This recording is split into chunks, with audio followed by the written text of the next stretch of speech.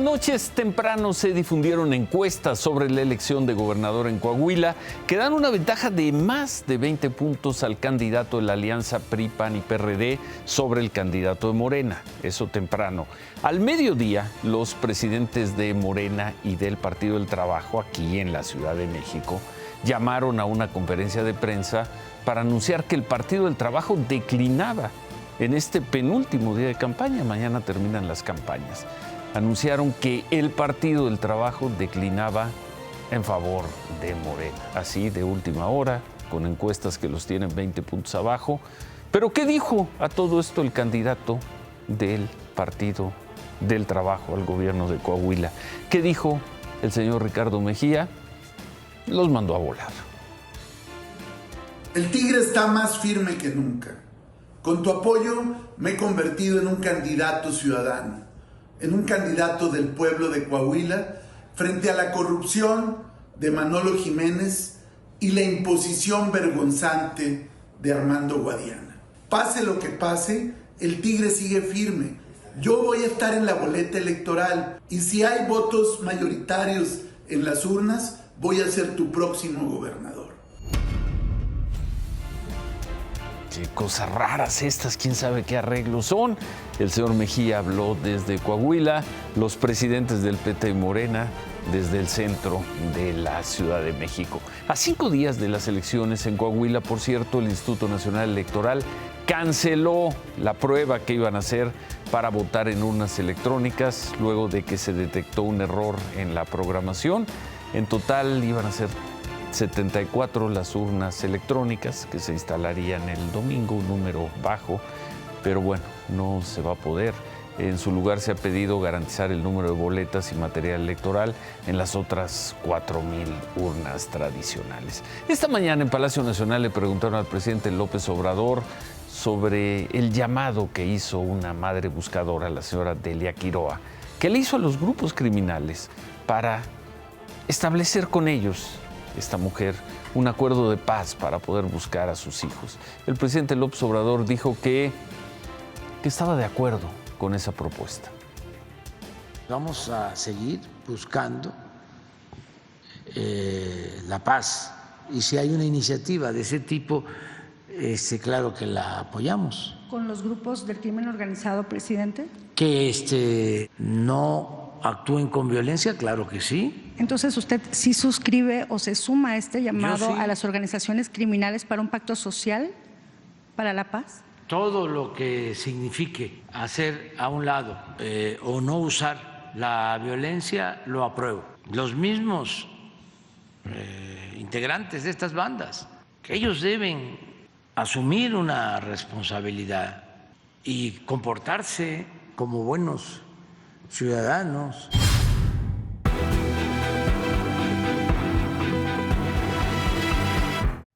Uy, a propósito de eso de comportarse como buenos ciudadanos y las muchas interpretaciones que tuvieron estas palabras del presidente López Obrador, vamos a ver rápido, antes de seguir con la información del día, pues cosas que siguen pasando con los ciudadanos. Vamos a ver esta historia de una ciudadana ucraniana que se llama Marta Koren, que llegó a México por la guerra y denunció en sus redes sociales como un pleito por un lugar de estacionamiento con sus vecinos en Ciudad Satélite, Estado de México, terminó así, con estos insultos y hasta con balazos. Buenos ciudadanos. Marta Koren es una piloto rescatista ucrania que ha pasado buena parte de los últimos 422 días buscando maneras de apoyar la huida de su país de las balas, que anoche escuchó disparadas a un par de metros de donde grababa el odio que se le tiene por no haber escogido el lugar donde nació.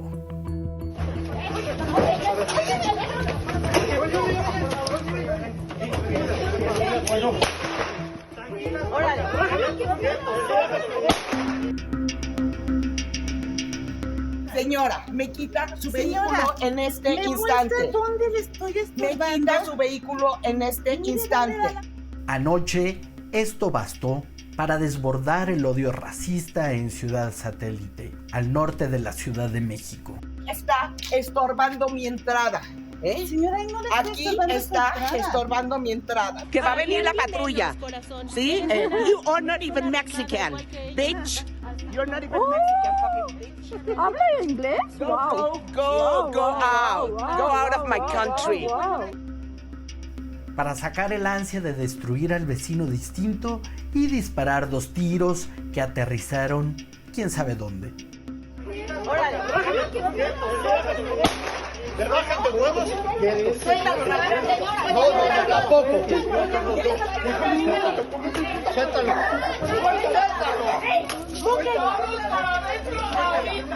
Ya, por favor, están locos, están muy mal de la cabeza. Por favor, para adentro.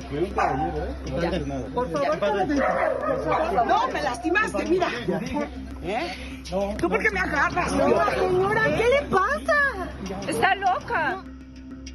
Anoche fui la víctima de xenofobia. Estoy profundamente preocupada por las acciones que se tomaron y que no ha recibido el apoyo legal necesario. Cuando la policía acudió al lugar de los hechos, no tomaron la situación en serio y se mostraron reacción a verificar si el arma utilizada estaba cargada. Esta falla de acción ha incrementado mi nivel de estrés y temor por la seguridad de mi familia y la mía. Juntos podemos resaltar la urgente necesidad de abordar el racismo y la discriminación en nuestra sociedad. La mayoría de los ucranianos que se encuentran en México son víctimas de la guerra y no abandonaron su país por elección. No merecen ser amenazados de esta manera. You are not even Mexican, bitch. Buenos ciudadanos. En fin, por ahí también escuchamos esta mujer ucraniana se burla de la persona que la está agrediendo, que la está insultando y le dice, uy, hablas en inglés. Imágenes, estampas que no paran en este país difícil, tenso, violento, con la violencia a flor de piel. 36 días después de la instalación del plantón, hablando de violencia real y violencia simbólica, 36 días después de este plantón afuera de la Suprema Corte de Justicia, personas que han insultado a la ministra Norma Piña, en fin, hoy, 36 días después, el presidente López Obrador les pidió a esos manifestantes que le bajen, que no usen la violencia física, tampoco la verbal. Ánimo, que no están solos. Hay mucha gente que quiere que se reforme el Poder Judicial, que ellos no caigan en provocaciones y que mantengan su resistencia pacífica, que se manifiesten sin violencia, y diría, sin violencia verbal.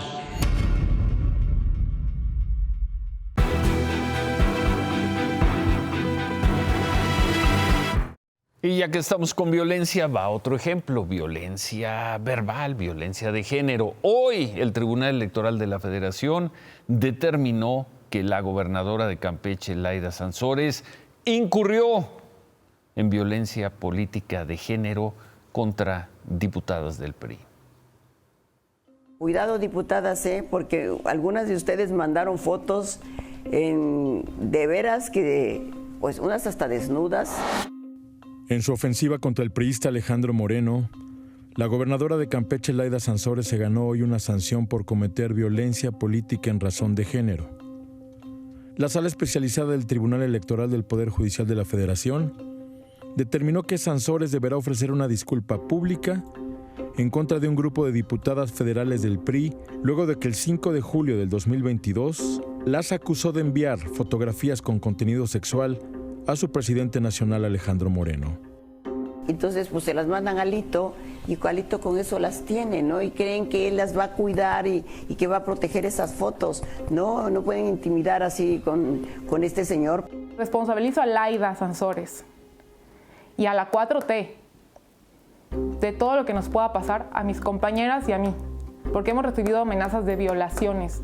Lo que hizo fue una muy dura violencia política que atravesó, por supuesto, por la sexual.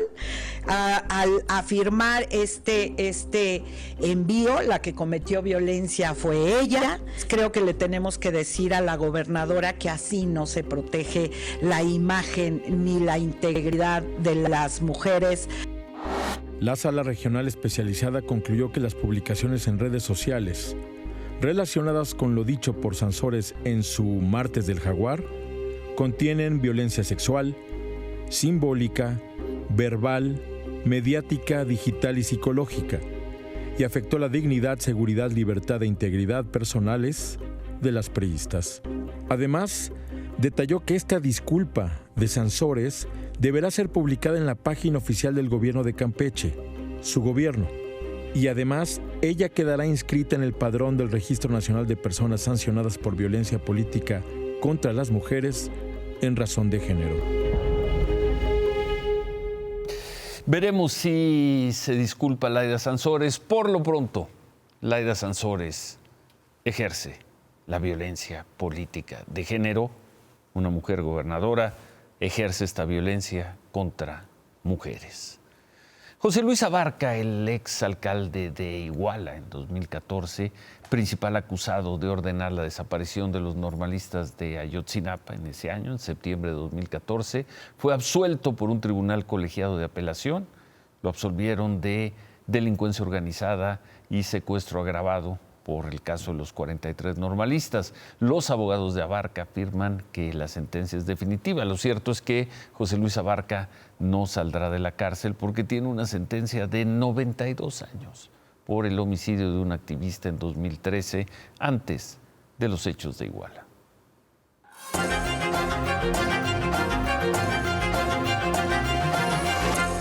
Pues llegó el día tan demandado por algunos, tan esperado por otros, en que los secretarios de la Defensa de Marina, también la Secretaría de Seguridad y el Secretario de Gobernación, comparecieran ante legisladores. Había mucha expectativa, pero ¿qué pasó? Las Fuerzas Armadas presentaron un informe semestral de las tareas de seguridad pública, sin grandes datos nuevos. El informe es una especie de recopilación de lo que pues ya conocemos, de lo que es público. Vamos a ver 3 ejemplos. Hablan de la percepción sobre el desempeño de las Fuerzas Armadas, que sigue siendo muy bueno, muy alto. Ahí está, 89% de aprobación a la Marina, impresionante, 87% al Ejército y 81% a la Guardia Nacional. Presentaron también un dato sobre incidencia delictiva, controvertido siempre este dato por las cifras oficiales, pero pues hablaron de que bajaron los delitos del fuero federal, el homicidio doloso, que ahora vamos a ver cómo lo miden, que el feminicidio, vamos a ver también si bajó, y dicen que el secuestro bajó en un 61%. Otro dato que presentaron, y este sí, pues incontrovertible, es el de la percepción de inseguridad urbana en México. Lo vimos aquí, el que se presentó en abril, fue el del informe semestral que se presentó aquí de seguridad. Es el más bajo en 10 años. Buen dato. Sin embargo, queda esta otra cifra, la cifra de los homicidios dolosos. En los 53 meses que van del gobierno del presidente López Obrador, se ha registrado 146,000 homicidios. En ese mismo lapso del gobierno del presidente Peña Nieto iban 108,000. Pero en fin, el manejo de la estadística. La reunión de hoy de las Fuerzas Armadas era un compromiso que se había asumido a cambio de los 5 años de gracia que el Congreso les dio para que sigan en tareas de seguridad. Los altos mandos militares debían rendir cuentas periódicamente. Esto no había ocurrido, pero hoy, 30 de mayo, se dio la primera reunión. Buenos días, senadores, diputados federales, secretaria. Pues hasta aquí llegó la equidad de género en esta comisión. Estamos conscientes de la necesidad constitucional al retiro paulatino, ordenado y supervisado de la Fuerza Armada permanente en las tareas de seguridad pública. En esta primera cita, el jefe de los senadores morenistas recordó la confidencialidad de la información que ahí iba a manejarse. Así que los medios solo tuvieron acceso al mensaje inaugural del secretario Adán Augusto López, quien no desperdició el momento para confirmar que a estas alturas del sexenio, la prioridad del gobierno es la guerra. Una guerra sin cuartel contra el Poder Judicial. No quiero dejar de señalar que la ineficiencia del Poder Judicial, que deja una gran parte de los delitos cometidos sin castigo, continúa siendo un profundo lastre para acabar con la impunidad y la inseguridad, por lo que debemos avanzar todos en la limpieza urgente que ese poder necesita para funcionar correctamente. Solo así el pueblo de México volverá a confiar en los jueces y en la justicia. 5 horas después de un diálogo sin grabadoras y bajo el compromiso de la secrecía, el senador Monreal estaba felizmente sorprendido. Se veía a los 4 secretarios manejar con demasiada soltura, no se ocultó nada. Yo observé una estrategia muy bien diseñada, no la conocía. Si ustedes revisan el informe, más o menos parece la mañanera. La mitad del informe son fotos o son las gráficas que se ponen en la mañanera.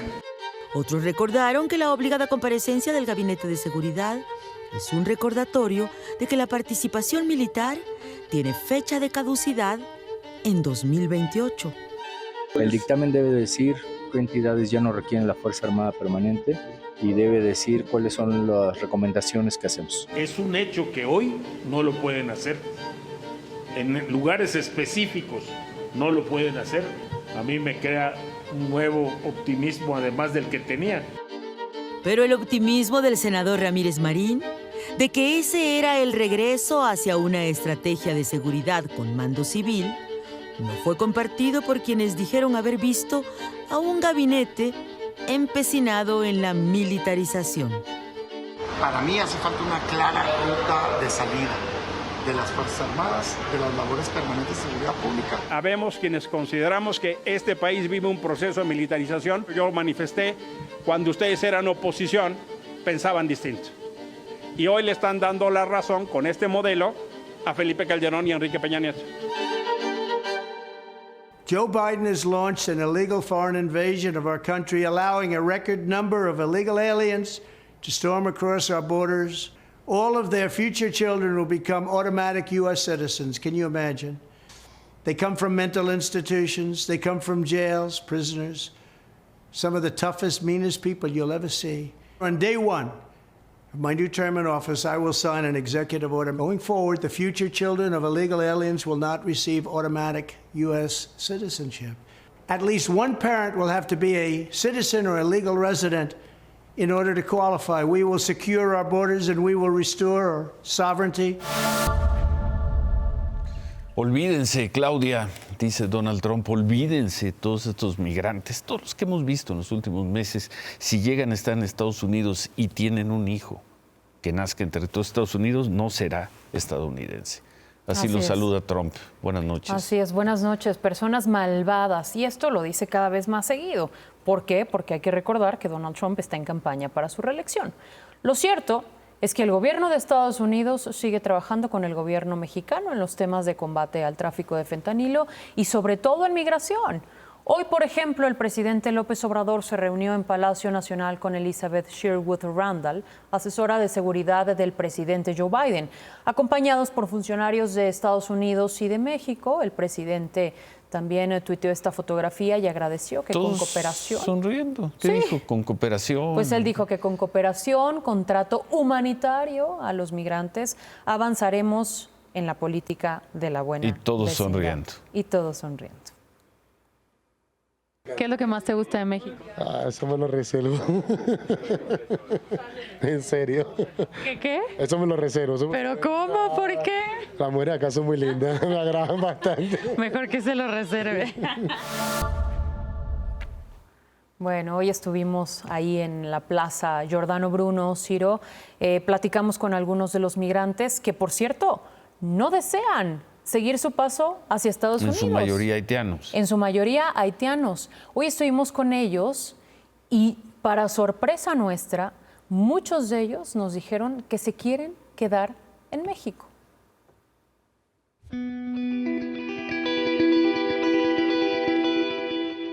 Hola. ¿Cuándo llegaste aquí?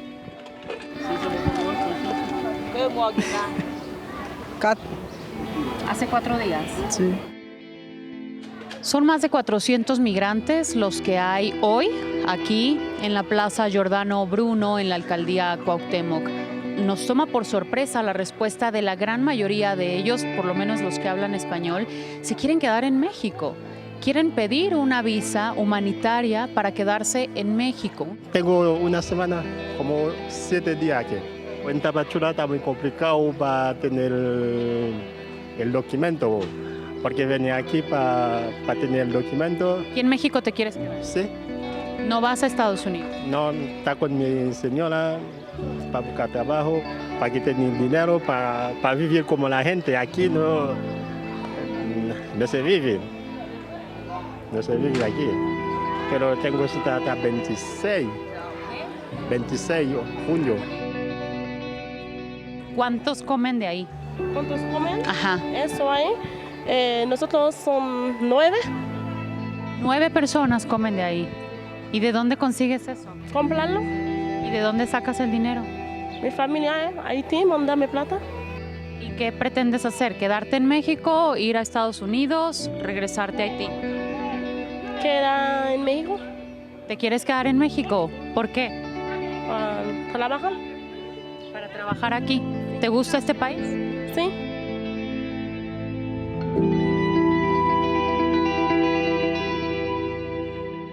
¿Tú cómo te llamas? Jonah. Chona. Sí. ¿Cuántos días llevas aquí, Chona? Tengo 10 días. 10 días. Sí. ¿De dónde vienes? ¿De Haití? Haití. ¿Te quedas aquí en México? ¿O te vas a Estados Unidos? México. ¿En México? Sí, México. ¿Por qué? México es muy bom. ¿Te gusta? Sí. ¿La gente te ha tratado bien? Sí, bien.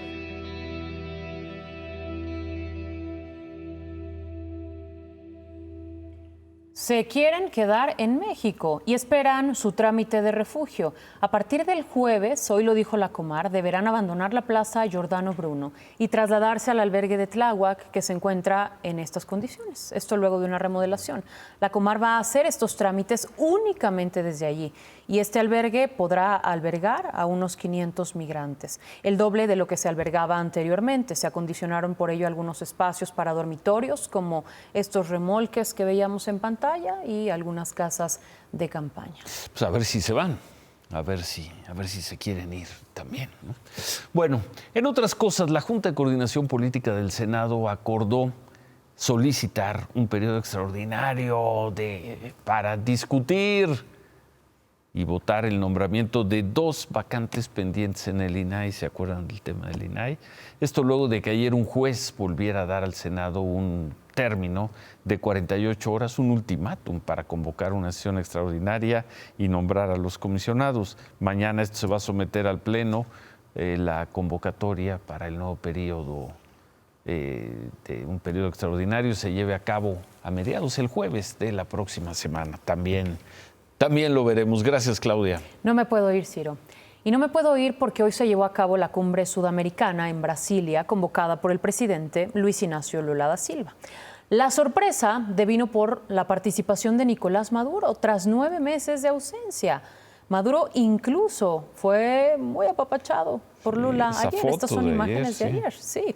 Bueno, en la cumbre hoy estuvieron Alberto Fernández de Argentina, Luis Arce de Bolivia, Gabriel Boric de Chile, Gustavo Petro de Colombia, Luis Lacalle de Uruguay, entre otros.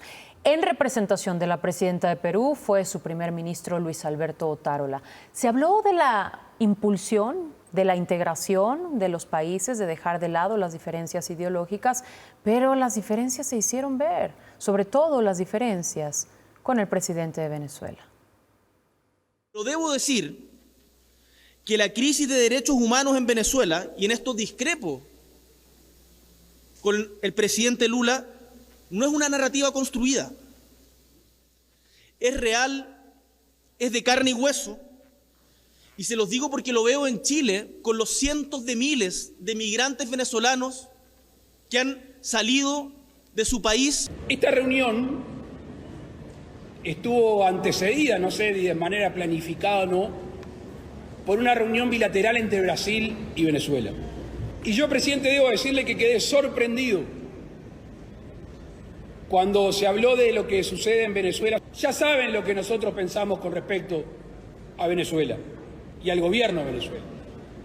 Ahora, si hay tantos grupos en el mundo que están tratando de mediar para que la democracia sea plena en Venezuela, para que se respeten los derechos humanos, para que no haya presos políticos, lo peor que podemos hacer es tapar el sol con un dedo. No le salió gratis a Maduro. No le salió gratis. Sí, Los no. presidentes Boric de Chile. Y fue una sesión a puerta cerrada, pero ellos lo compartieron a través de sus redes sociales. Gracias. Buenas noches. Gracias, Claudia. El Consejo Mundial de Boxeo celebró un buen evento, gran evento hoy. Estas cosas que no dejan de pasar en el país. Hoy el Consejo celebró su aniversario 60, una fiesta ahí encabezada por su titular Mauricio Sulaimán y distintas personalidades del deporte mexicano. Y ahí estuvo, y qué gusto verlo ahí, a don Olegario Vázquez Raña, presidente del Consejo Administrativo de Grupo Empresarial Ángeles. Ahí estuvo Marijose Alcalá, la presidenta del Comité Olímpico Mexicano, el ex titular del Comité Olímpico Carlos Padilla. Gran evento. Estaba el Hijo del Santo, hubo entrega de reconocimientos para los miembros de la Junta de Gobierno, el Consejo Mundial de Box. Ahí estuvo Julio César Chávez, Pipino Cuevas, el Púas Olivares, estuvo Evander Holyfield, ex campeón mundial. En fin, gran evento. No, es algo sensacional, es estar viendo aquí gente de todo el mundo, de todo nuestro país, un ambiente precioso en nuestro México y pues va a ser una gran celebración. Pues el deporte que más gloria le da a México y gracias al Consejo, pues ahí por eso hay tantos grandes campeones mundiales.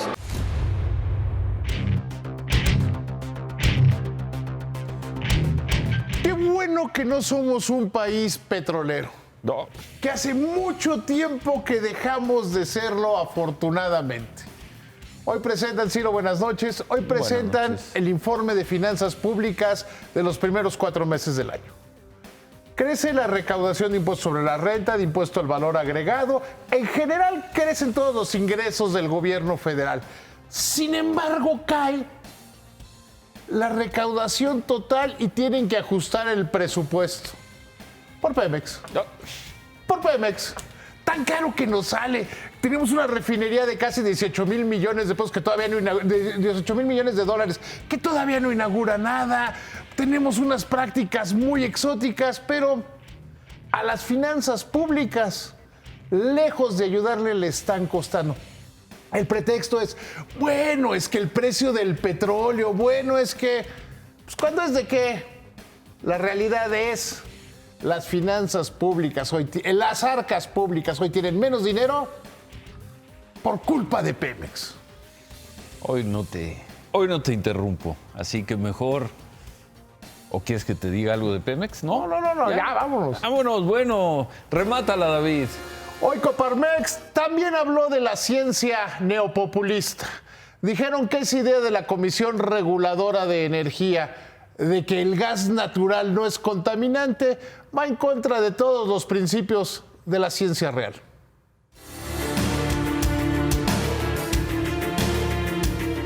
Nos vamos, pero antes el INE le ordenó hoy a Morena que le pida a Claudia Sheinbaum, a Marcelo Ebrard, a Augusto López, que le bajen, que no asistan a eventos donde los promocionan y que no dejen que gobernadores amigos les organicen mítines ni eventos.